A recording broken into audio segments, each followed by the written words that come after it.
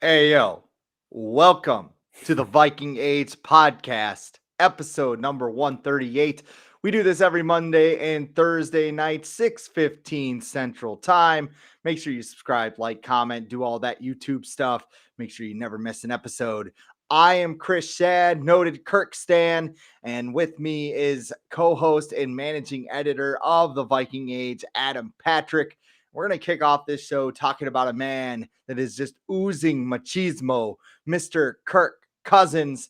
We usually call this checking down with Kirk if you're new to the show, but today things are looking up with Kirk because he gets a 1 year extension, $35 million, gets a raise to $40 million next season. The Vikings smooth out the cap hit. They get $14 million in cap relief, but that's because the deal holds 2 voidable years in 2023 and 2024, which pushes more money down the road. So he's got a no trade clause as well. So this is basically an ironclad deal. You will like this, whether you like that or not, Adam. What do you think about the deal? Because Kirk Cousins is back. I got my jersey on. I got my snapback. I am dressed like a Kirk Stan. I am ready to go for this episode. Let's do this, man. Let's go. Uh, I mean, I don't really have a choice. Nobody does at this point. Kirk Cousins and his agent made it that way that the Vikings, do not have a choice until 2024 unless Kirk Cousins wants out of Minnesota, which I have no reason why he would want out of Minnesota. He's got the coach who used to work with him and raved about him, and he's gonna have everything go right for him finally. Finally he's gonna have an offensive minded coach. They're gonna have a a defense that maybe will work, maybe it won't. They're gonna have better coaches. I keep mentioning that because that's all I can think of, because that's really all that's changed with the Vikings, because we thought, coming in, by bringing in Kwesi Adolfo-Mensah and Kevin O'Connell, and even getting rid of Eric Sugarman, like this, we're gonna see some big changes with the Vikings. They're gonna move on from Kirk, or figure out a way to move on from him in a year. But no, they double down, and they want to be, as the owners have said in the recent past, super competitive. In 2022, they feel like clearly that Mike Zimmer was the one holding this team back, and Kevin O'Connell, the rookie head coach, and Kwesi Adolfo-Mensah are going to come in and just fix everything immediately and get this team, you know, back into the playoffs, contending, into the NFC Championship, a Super Bowl contender, especially because Aaron Rodgers and Tom Brady are back, because they're not going to be in the way. And they're going to be able to build this great roster with all the cap space that they still don't have, because they cleared cap space with Kirk Cousins, but they're still over the cap still, until I think Wednesday is the deadline. So I don't really have a choice to be angry or happy with this. Oh, okay, I'm definitely not happy about it.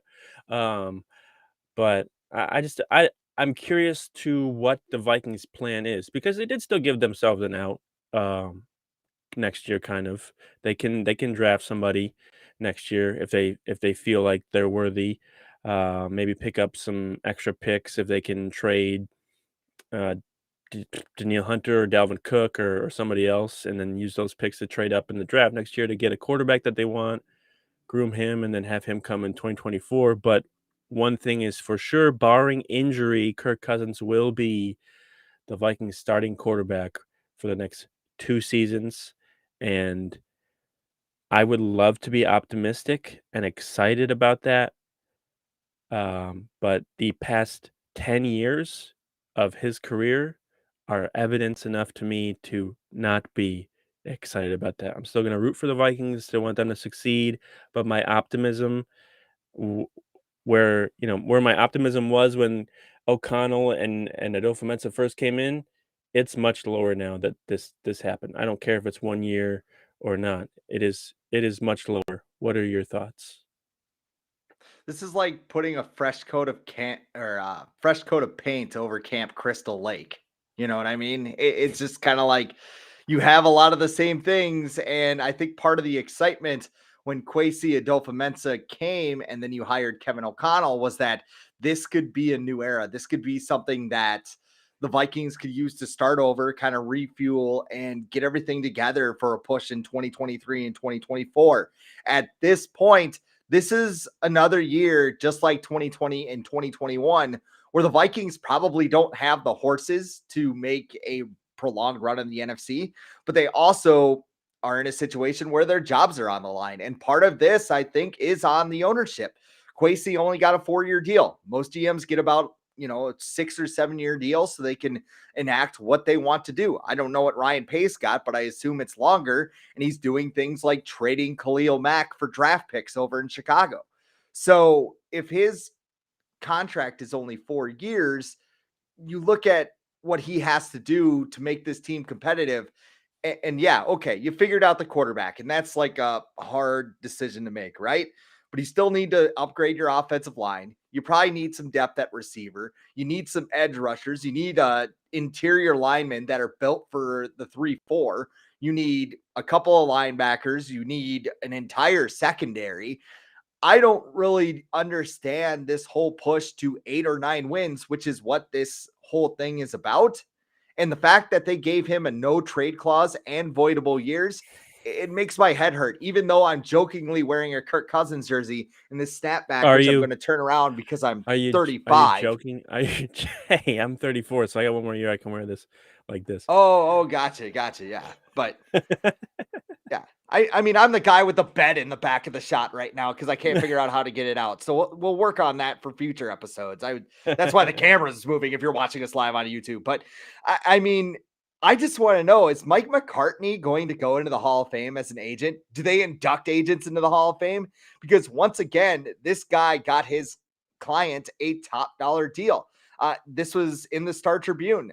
Cousins has made $228.9 million since his first franchise tag year in 2016. He's gotten $185 million from the Vikings, all to go barely 500 with one playoff win. So if I ever am in need of an agent, I am calling Mike McCartney, and I personally advocate for his bust to be in Canton. Yeah, per playoff win, I mean, you can't get any better than those numbers. I mean, 230 million per playoff win. That's a pretty good salary. Yeah, he's if you're a player, he's a great agent. He's going to get you as much money as possible. I think he's the agent for Ryan Jensen too, who just re-signed with the Bucks today after Brady went back. But yeah, he's a great agent for the players. But if you are looking for an agent, I don't even know how many are out there like this. I think like a lot of agents are probably out there for the players because they get a certain percentage from the players. But if you're looking for a player that will help out your team, uh, this is not the person to work with. He's not going to, especially when it comes to the quarterbacks, especially Kirk Cousins. He's trying to get the most for his client. That's his job. Um, and Kirk can be the one and step in and be like, you know what, I don't need this much money because I want the team to be able to, build the rest of the team with this extra 10 or $15 million that essentially that really I don't need. Like it's not. We know he doesn't live in a $20 million mansion. So it's not like he needs all this money to keep up with payments. You look at Tom Brady who just came back, and I think he's getting paid like 25 million. He is the greatest quarterback in the NFL, and he's coming back and playing for 25 million. But Kirk Cousins has to play for 35 or 40. Like I don't know. And then he tweets out afterwards, "Let's go get this Lombardi." Like read the room, man. Like you guys have missed the playoffs 3 of the last 4 years. You think just because you got extended and you got a new head coach, like, "Here we go. We got the players, let's go right away. Our defense wasn't terrible last year. We can just fix it with someone else who maybe he's good, maybe he's not." So yeah, Mike McCartney, he's good. I listened to a podcast, I think, with him that was recorded a little bit after Kirk signed his first deal with the Vikings, and he heavily emphasized getting his clients shorter deals because It gave the leverage to the players.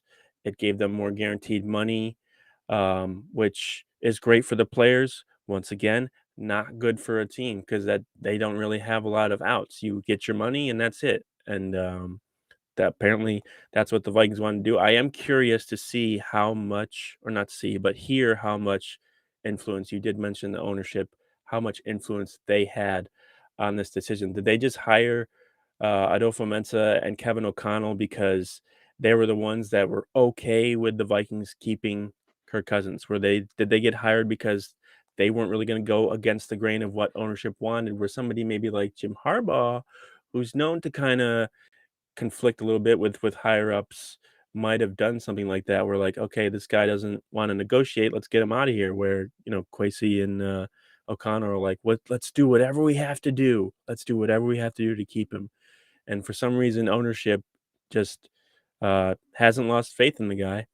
And I don't know how to explain that. Like, why do you fire all these people and then keep the guy that they just got fired for signing? What? Yeah, How does that make sense? it doesn't. I mean, so it only makes sense in a realm that they're trying to save their job. Which, Yeah. again, why did you fire Zimmer and Spielman in the first place if you're going to do this? Like, if you wanted Kirk Cousins and the whole band to come back together, why are you going ahead and bringing everybody back? Because it just seems like another waste of time. It's running the same team back. And I think there's going to be changes as we move along here. But I think that the Vikings were just content to go 8-9, 9-8, stay in the hunt and whatever. There is a part of this fan base that is just okay with that. That's okay with going 8-9 or 9-8 and being in the hunt and having important games in December. I'm sorry, but last December was not fun. I realized they were in the hunt. I was bored off my ass watching the Rams game. I was even Mhm. more bored watching the So were the Packer fans in game the as they got stadium. destroyed. Yeah, yeah, and I mean, like, here's my biggest thing with Kirk, and this is just the way I see it and the way I thought they should trade him, is Mhm, because I think he's a culture problem. This whole mhm, team was every man for himself last year, and even if you have Kevin O'Connell coming in and saying, no, we're going to be a collaborative and we're going to be smart and everything. Okay, all that stuff goes out the window when you talk about Garrett Bradbury as a suitable NFL center, because if you had even watched the tape, you would see him getting forklift by Akeem Hicks, Aaron Donald, or anybody who's remotely close to 300 pounds. So, I mean, there's a Pinocchio moment there. Then you talk about Kirk Cousins and his leadership and stuff. Like, they basically hired a Kirk Stan to be the head coach of the Minnesota Vikings. The guy has a signed autographed mhm. jersey of Kirk Cousins in his office. Like, can you imagine if you're Justin Jefferson and like Kirk checks down to CJ Ham, assuming he's still on the roster? I don't know. Oh, But yeah. let's say Kirk just has a whole bunch of checkdowns and whatever, and it's not a great game for Jefferson. Maybe he only gets targeted at the end of the game. And he goes Mhm, into Kevin O'Connell's office and goes, hey, I got a problem. And he looks up and he sees an autographed jersey of the guy throwing him the ball that he's just about to rip in half. And, oh, you got a problem? Never mind. I'm good, mhm, coach. Like, mhm.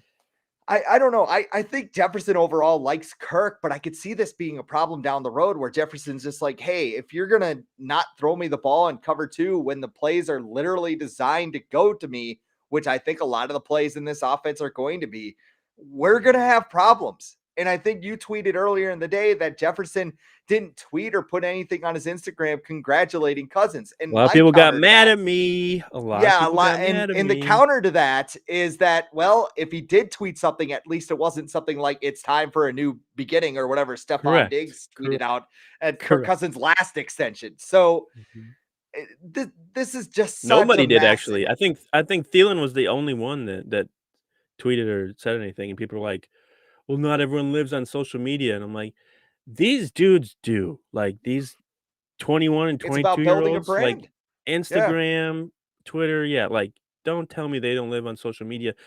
Just Jefferson went live today on his Instagram. Like, you can't tell me that he doesn't care about, like, his followers and what he has a YouTube channel. Come Yeah. on. Like, he didn't post he like when Jamar Chase gets rookie of the year, he posts stuff about that, and, like, Joe Burrow, like, but silence, like no graphic. Even Dalvin Cook, like Dalvin Cook didn't post anything. He posts stuff on his social media outlets or whatever. Nobody, just Thielen and Cousins. That's it. And you wanna say it's stupid? Don't look into that. That's today's world. Like it matters. Like Kyler Murray doesn't scrape his Instagram account for no reason. Like it's not just for fun anymore. Diggs didn't just do that for fun. Like Daniel Hunter didn't do that for fun. This is what's going on. Like this is how you figure things out. And there's nothing. There's nothing from Jefferson. And I would like to say you mentioned that, like Jefferson or whatever is fine with Kirk Cousins. I would say that he tolerates him more than is like Yeah. he's okay with him as his quarterback. I would say he tolerates. He doesn't have a choice anymore unless he forces a trade, which I don't think he's gonna do. I think he seems like things got to go really bad. He just got a coach, an offensive coach that he thinks, okay, this guy's gonna build around me. Everything seems to indicate that that's what's gonna happen. So if I was him, I would be very excited about O'Connell. So I don't know. I And the don't know. one thing that I would point out, like, I don't want to sit here and be like negative, negative, negative, like this deal is negative, this sucks, the Vikings suck, and whatever.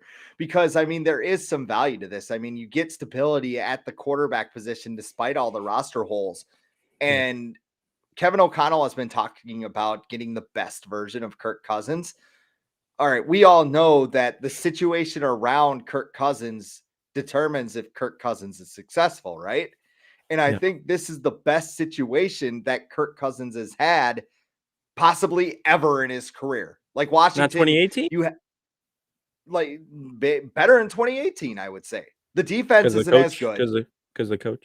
Yes. Well, here's what I'm saying. So you have a better offense. I mean, you get Irv Smith Jr. back, which I'm not exactly sure he's going to break out because he's been injured the last 2 years. Yep. But you get Irv Smith Jr. over Kyle Rudolph. You have Justin Jefferson as the best receiver in the NFL. I would say he's slightly above Stephon Diggs. I mean, they're both top tier guys. So I mean, Yeah. it's just who you prefer at that point. Yeah. Adam Thielen's a good number 2. He was also on that 2018 team. And Mhm. then you also I mean, the Vikings, they cannot half-ass this and just be like, okay, yeah, we extended Kirk and now we're just going to build this thing. You have to go all in. You have to dive in right now. I don't think half of these veterans that are being rumored like to be going away are going to go away because they need a win. Like they need a win. You can't just pay Kirk 35-40 million dollars and oh, Trade whoops, Hunter. we went Yep. 6-11. Like Yeah. it's just one of those things. And now you have a coach that wants to be buddy buddy with him, that wants to. I mean, I guarantee you, he's not going to be late to a weekly meeting because the linebacker meeting ran long or something. I don't know if that actually happened, but it wouldn't surprise me. Like I just envision Zimmer in those meetings with Kirk Cousins with a clock on the wall. And I mean, you probably went to college or like school or anything. And you ever been in a class and the professor just Mhm. drones on and you're just like staring at the clock, like, oh my God, the clock's going away. When is this going to So end? slow. Like that was Mike Zimmer in those meetings. So now Sure. you have Kevin O'Connell, who's got the jersey in his office and everything. There's no more excuses. Like we've said that, and what sucks is like we've said this over the past 3 years. Like now Kirk's got an offensive line. Now Kirk's got an offensive coordinator. Now Kirk has this. Now Kirk has that. Everything, the stars are aligned for this guy to lead this team and not just lead this team to the 7 seed and get obliterated by Tom Brady. They take this team and make an expanded playoff run. And I don't know how you do that with a no trade clause and an ironclad contract locking you down. But I trust that Kwesi Adolfo-Mensah and Kevin O'Connell are smarter football people than I am. Maybe we all get burned by that, but that is how I'm viewing this deal. So while I'm frustrated, I can see what the Vikings are thinking, and I can see how they can say, hey, if we do this, this is going to work. I'm skeptical, but I mean, there's a way this could work.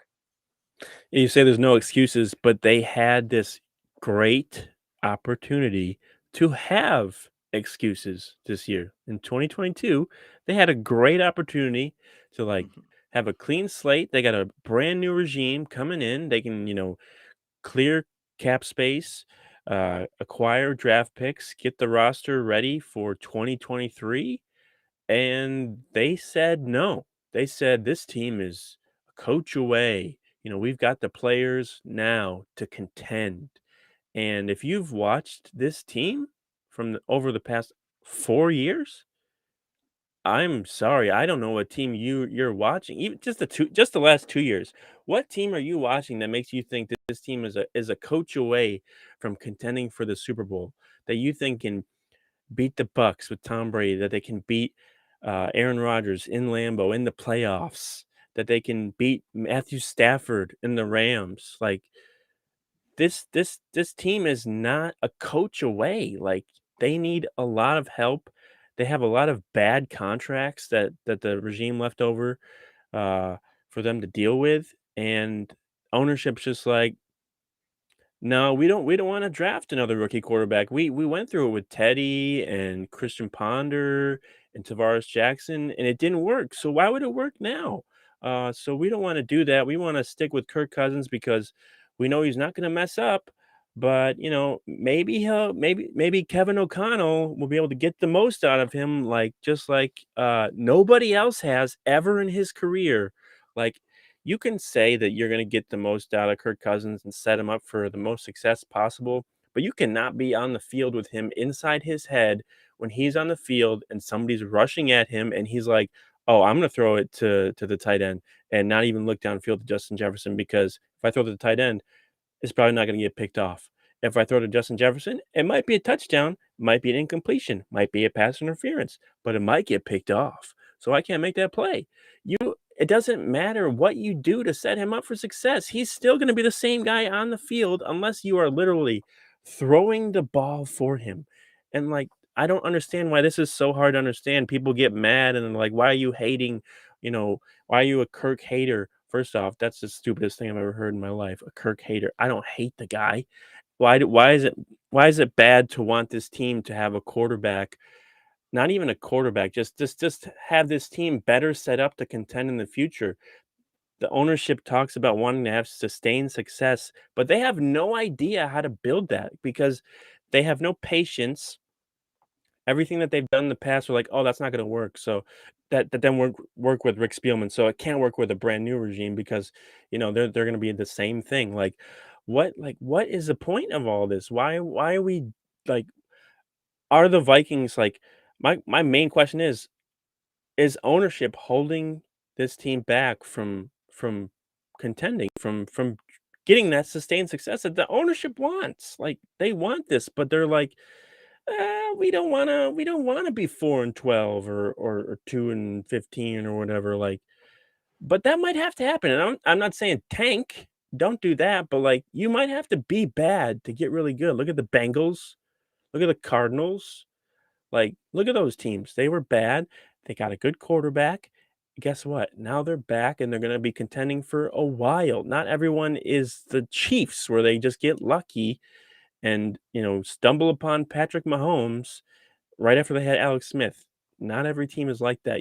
Most teams you have to suck, get a good quarterback and then build around that quarterback. But the Vikings are like, we tried that. That's not going to work. So, whatever. Yeah, one swing and you're out. But here's the counter to that. I will say this: look at the Baltimore Ravens. The Yeah. Ravens were kind of in this middling stretch for a while there too, right? Yeah. So Yep. they had a lot of good pieces, but they had a quarterback that was very Kirk-like. Like Joe Yep. Flacco and Kirk Cousins are probably He won a a Super lot Bowl though. similar. Yeah, he got hot and won a Super Bowl. That's why He did. everybody looks at Kirk and goes, "Yeah, well, he could get hot. Look at what Joe Flacco did. Look No. what Eli Manning did." But I mean, they were like, I don't think they ever got, oh my god, bad. Like maybe they had a 6-win season mixed in I think there, they were but 5-11. I think they were 5-11 once. I think yeah, so. and I think that was due to some injuries, which Yeah, I think Flacco that'll did get it. happen Yeah, he got sometimes. hurt and stuff. Yeah.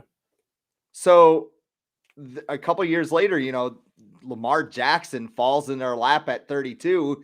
They take the quarterback and he winds up being a franchise guy. The Vikings had an opportunity to do this last year when Mac Jones was sitting there at 14 and the Vikings went, "Nope, we're going to trade down and get some 7th round picks that Mike Zimmer won't play Kellen and get a Mond. left tackle. Yeah, and I mean, Christian Darrisaw could be good in the Yeah. long run. Like, that's fine. But I mean, Mac Jones was sitting there. And I mean, if Mac Jones is in Minnesota, does he have the same success that he had in New England? I don't know about that because they basically locked Kellen Mond in a closet and like didn't tell him to come out Yeah. until they needed him. Yeah, we have So no idea about him.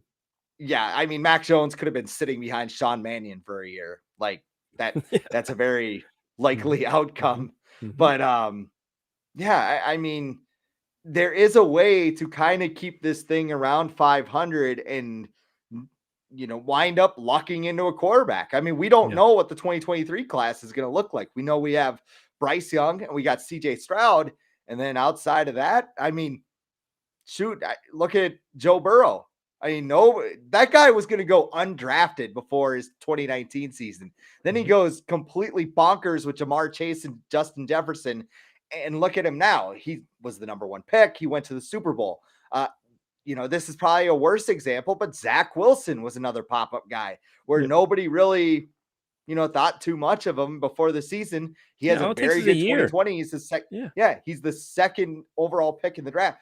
People can pop up. And I don't think there's any of those pop-up guys in this class. I think they're all kind of lumped in. Even Malik Willis, who I like a lot. Like, especially after the extension, I don't think they're going to trade up and draft him now. If they didn't like this class, I mean, I totally understand if they want to wait till 2023 and see what happens.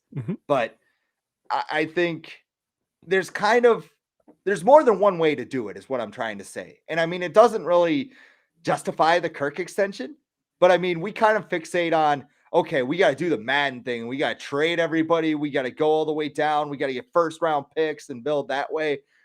And sometimes, I mean, Kwesi even said this himself, the draft is random and you can just find a quarterback that way. So I would not recommend it, but it's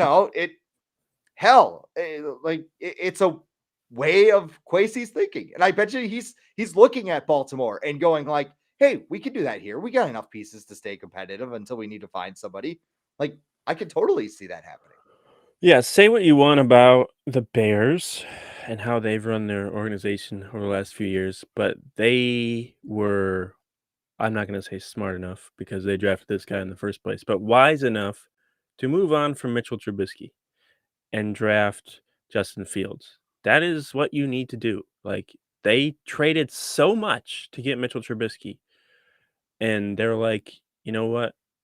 We're wrong. We're wrong about this guy, and we're gonna start over. And they got Justin Fields, who seems like he might have a better chance of being successful than Mitchell Trubisky, who is a starter again with the Steelers, maybe, unless they draft somebody.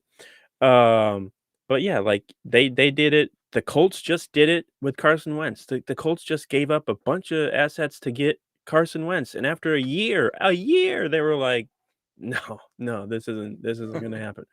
But the Vikings, after 4 years and 1 playoff win, are like, Kirk isn't the problem. He's not the problem. I'm not saying he is the entire problem, but the way that this team is set up currently and what, needs to happen in the future in order for them to be consistently successful like ownership wants to, extending Kirk was not the decision to make. Like, you needed his money to build the rest of the roster, like what the Vikings did with Bridgewater and how they were able to build that defense. Mike Zimmer was able to have an elite defense because they had a rookie quarterback.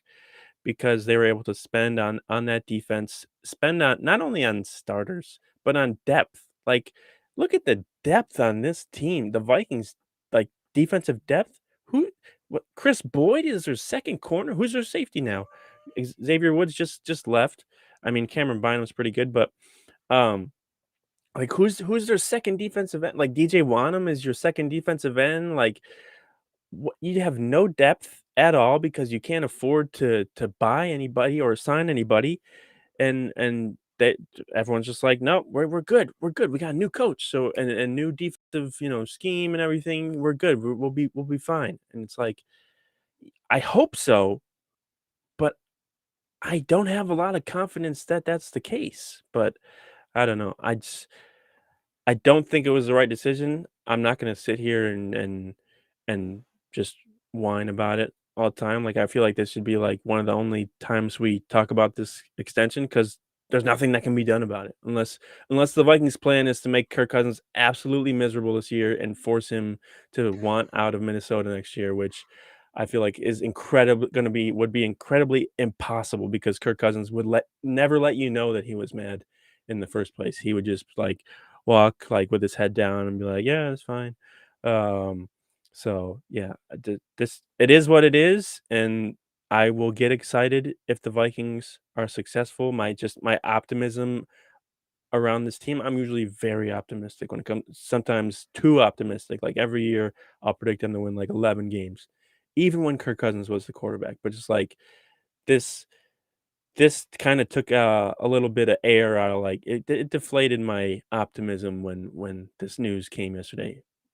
It being a 1 year deal though makes it a little better, but, like, still, I'm just like, "This should have been, like, the last resort." Like, I would have been fine if you got, like, a 3rd round pick for him, like, what really feel like ownership is like, "You cannot trade him unless it's for, like, 3 first-round picks," and they're like, "We're not gonna get that, so I guess we'll just keep him."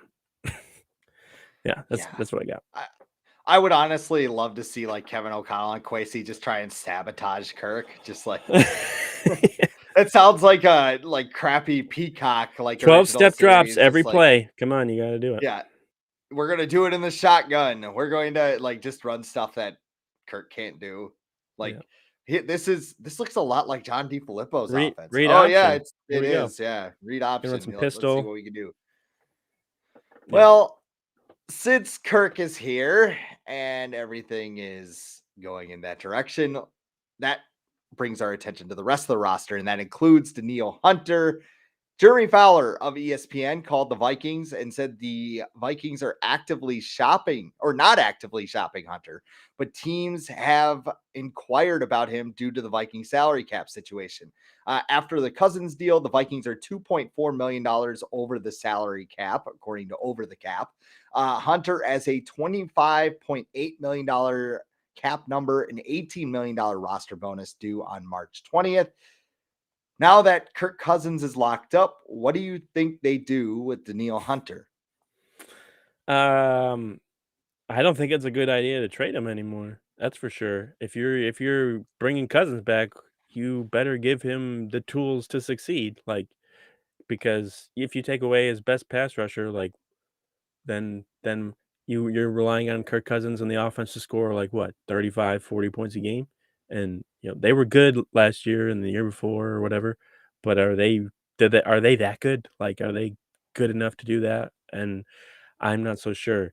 So, I think the Vikings have always wanted to keep Danielle Hunter. I think that report is interesting that it says that teams have called the Vikings and not that the Vikings are calling around shopping Danielle Hunter. It feels kind of similar to the Kirk situation where teams were pretty aware that the Vikings were open to trading Kirk Cousins. And they called them. So I feel like it's something similar. I did see the Bills were kind of interested in Danielle Hunter. Um, and the Vikings, of course, have had experience dealing with the Bills and trades before. But I don't think you can't trade him anymore. Like you got to figure out a way to keep him. Also, of course, it depends on what Daniil Hunter wants because does he want to stick around? And I've heard he's fine in a 3-4. Like he's okay with it switching and everything. And or does he want to go to the Giants and be with Andre Patterson or somewhere else where that's going to pay him so I don't know. I think you got to keep him. I think this regime. I thought this regime valued pass rushers and offensive linemen, more. I'm not so sure about what they value at this point in time, but I feel like you got to keep him if you're keeping Kirk. Like if you're gonna keep the guy that is probably most. No, he's not most valuable. Justin Jefferson is, but like one of the most valuable parts of your offense, you should keep one of the most valuable parts of your defense, especially since he's pretty young still. He's what 27, and when he's been on the field, he's just been a monster. So I think you got to figure out a way to keep him. Like if you have to get rid of like Kendricks or Smith or Harrison Smith before Hunter, do that. Like do what you can to keep Daniel Hunter though. Like I feel like he's worth the risk compared to those guys. What do you think? I think you're right in terms of like hierarchy. Like I'd rather cut Smith or Kendricks. Like if I Yeah. had to get rid of one, like I'd rather do that as opposed to get rid of Danielle Hunter. With Hunter, it's such a weird situation for me because you look at what the Bears got for Khalil Mack, and you get a second round pick this year from the Chargers, and you got Yep. a sixth round pick in 2023. But my Mhm. friend was talking to me about this, and he goes, "Okay, like Hunter's still serviceable. We know he can rush the passer. He's just Yep. gotten hurt the last 2 seasons, right?" The Vikings went through something kind of similar with Chris Dolman back in 1995. Oh yeah. And Dolman was way up there in age. He was 33 at the time, but they traded him to the Atlanta Falcons. They got a first round pick and they swapped second round picks. The guys they got in that deal, it was Derek Alexander that was taken with the 11th overall pick. And he had like 17 and a half sacks in 4 Terrible. years, and the Vikings Yeah. got rid of him. Like Mhm. just a bust. And the Mhm. second round pick turned out to be David Palmer, who was a third Yep. down back and a punt returner. So that worked out well. Then Dolman came back. Meanwhile, yeah, well, I'm getting to that because Okay. Dolman wound up in Atlanta. I think he Yep. had a modest season, hit free agency, went to the 49ers, Yep. which 90s 49ers, hello, and had Yep. double-digit sacks in 3 straight seasons before, as you alluded to, going back to the Vikings. Like the Yep. Vikings could have used Chris Dolman next to John Randall in 1998. Maybe they Yep. could have gotten Chris Chandler and gone to the Super Bowl. That's just a thing there. So when you think about trading some of these veterans, especially one like Hunter, who's still in the prime of his career. This is like late prime, but I mean, he could be good until he's 30. Hell, like he could be good until his mid 30s, like Chris Dolman was. Mhm. Like you just don't know. So, Yeah. Yeah. I feel I like pass mean, rushers last longer than most positions. Like you look at yep. guys like Dwight Freeney and even Everson Griffin. They're pretty Yeah. good until like their mid-30s. He's already since 1982, that is when sacks became an official stat. He is fifth all time in franchise history Yeah. with 60 and a half sacks. He's ninth according to Pro Football References count, which like takes into account all the like they went Yeah. back and like Yeah, watched they all did. the games Yep. and tallied it up. So like Yep. Carl Eller and Alan Page Alan Page are in there and all that stuff. Like it's kind of interesting to look back on. for sure. But yeah, like you just said, I mean, even with these veterans that they're talking about getting rid of, like Dalvin Cook, Adam Thielen, Eric Kendricks, Harrison Smith, like You can't get rid of them anymore. Not this year. Maybe next year. no, But not this year. And a lot of them, like even with Dalvin Cook, like you're not going to get like as far as cap space wise, it's not going to free up a bunch of money if you trade him. What do you like? I feel like maybe his trade value is as high as it could be this year for Dalvin Cook, but what are you gonna? How many teams are gonna give you? Like I saw something about Saquon Barkley having like mid round pick value.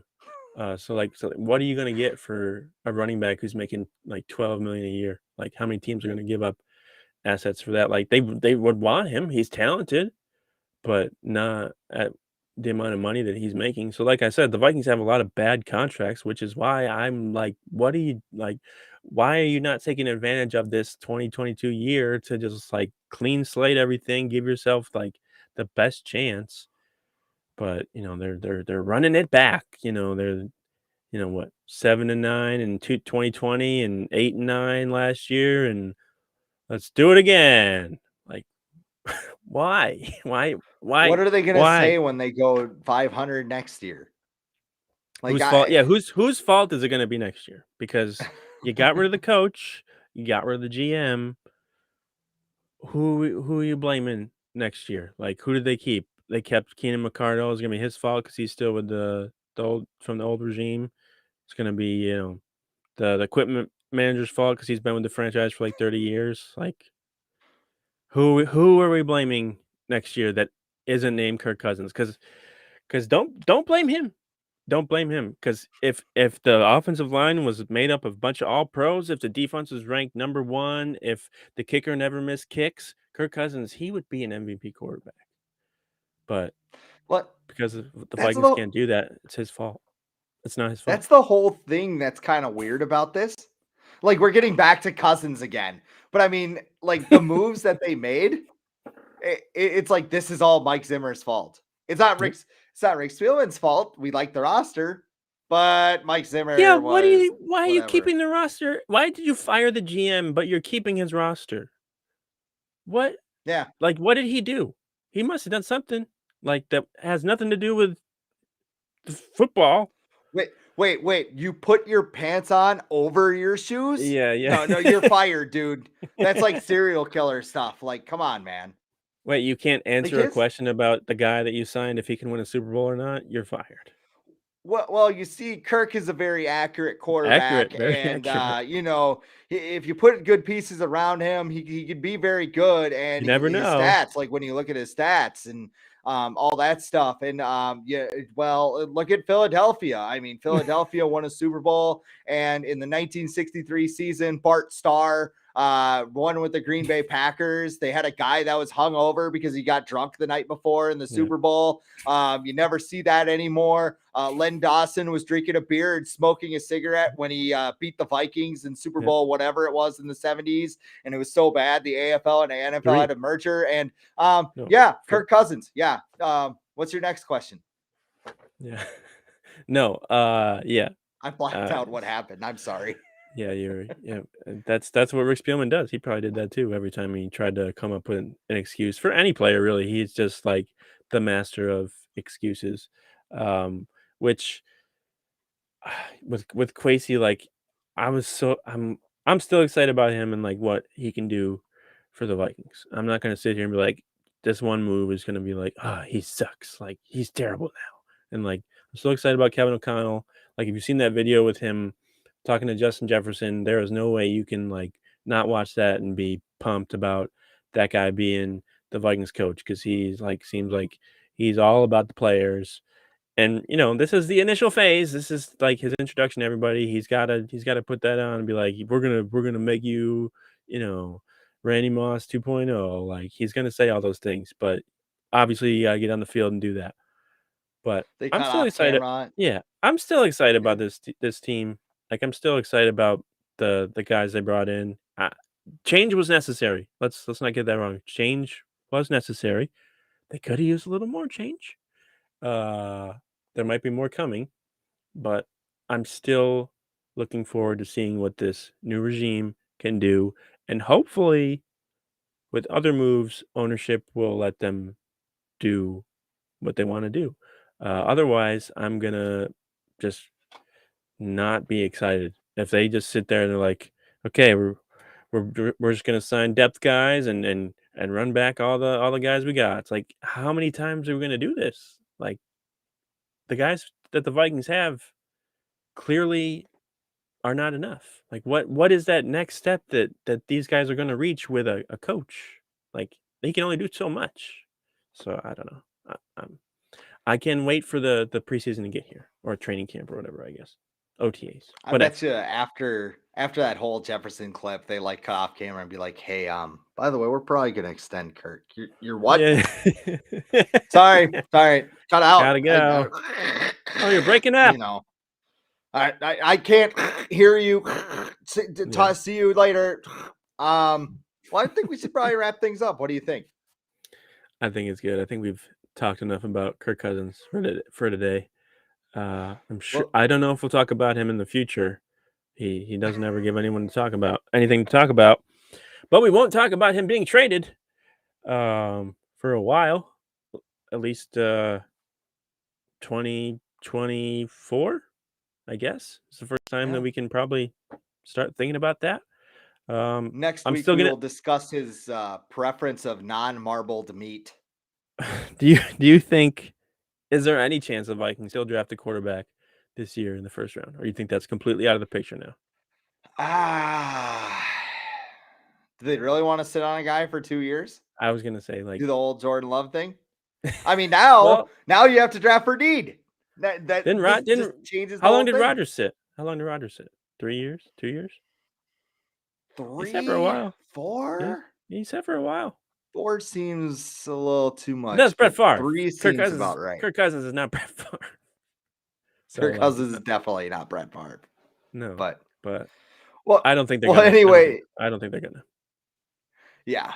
Well, anyway, that's all the time we have for today's show. Don't forget to like, share, comment, subscribe so you never miss a new video. For Adam Patrick and my bed in the background, I am Chris Schad signing off, and we'll see you next time on the Viking Age podcast. Let's get that